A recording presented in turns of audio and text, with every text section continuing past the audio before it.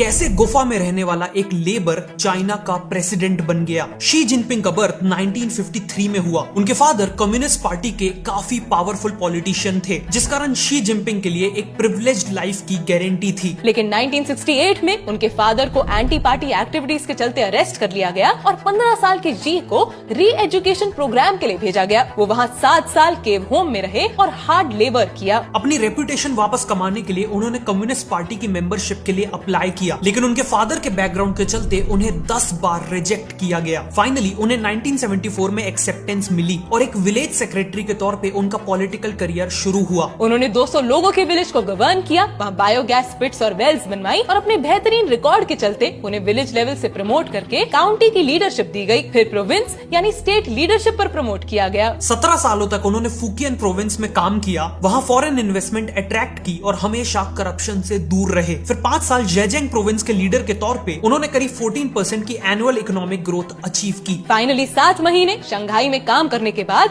उन्हें 2006 में central leadership में शामिल किया गया और उसके बाद सिर्फ 6 साल बाद 2013 में वो चाइना के प्रेसिडेंट कम्युनिस्ट पार्टी के टॉप लीडर बन गए। तब से लेकर अब तक उन्होंने चाइना की इकोनॉमी, मिलिट्री और ग्लोबल इन्फ्लुएंस को तेजी से बढ़ाया है, लेकिन साथ ही करप्शन केसेस का यूज करके पार्टी से अपने ऑपोजिशन को एलिमिनेट कर दिया, हांगकांग की ऑटोनॉमी खत्म कर दी, सेंसरशिप और सर्विलेंस बढ़ा दिया और एसेंशियली चाइना के बिगेस्ट डिक्टेटर बन गए। ऐसे और वीडियोस के लिए हमें